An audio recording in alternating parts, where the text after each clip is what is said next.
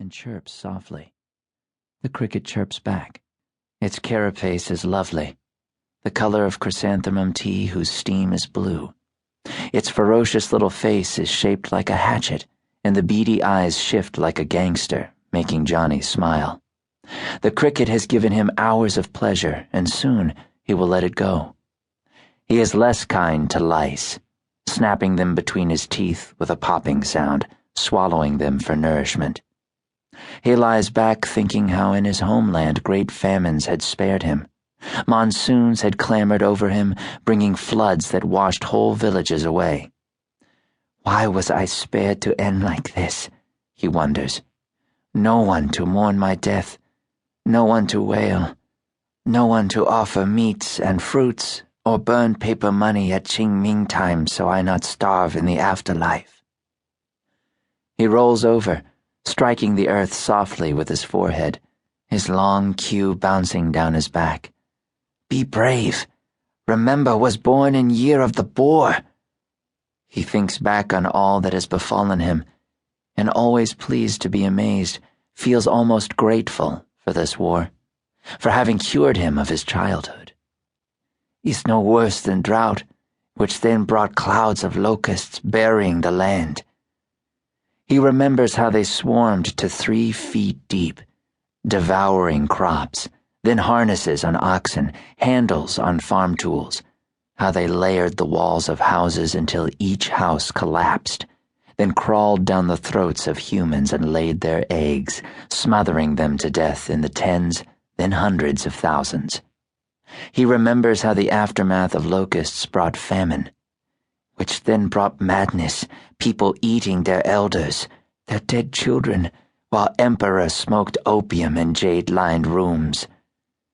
It had been rumored by the emperor's enemies that when his eunuchs told him of the famine, millions dead, he dreamily replied, Janye, Janye. So it is. His eunuchs had smiled indulgently and resumed decoding the secret life of chopsticks. And war is no worse than bandits, armies of them growing in famine's wake. From one catastrophe to the next, one generation to the next, his people had grown to hold their lives as worthless.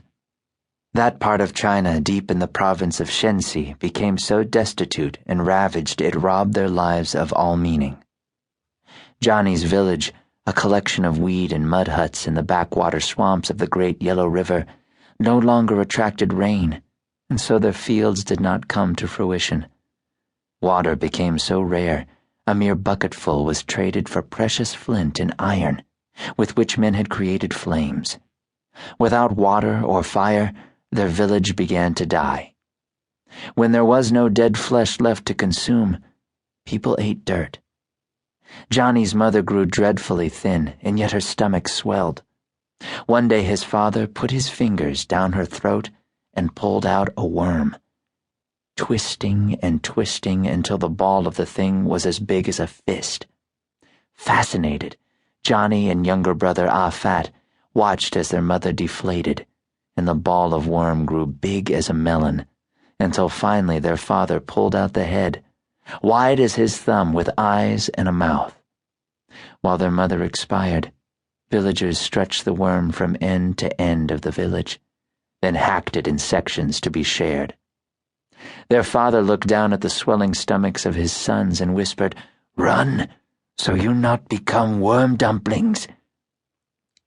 The brothers had fled. After months of foraging and thieving their way through squalid villages, they came upon a park-like town called Paulin, precious lotus, outside the great city of Chang'an, where scholars and merchants had built summer homes. In Paulin, the 2 boys had squatted in the shadows, watching people languidly repose, eat sugared lotus seeds, and bathe in scented waters. Even the lowliest citizens spoke in the scholarly tongue of Mandarin, and even the thieves comported themselves with dignity.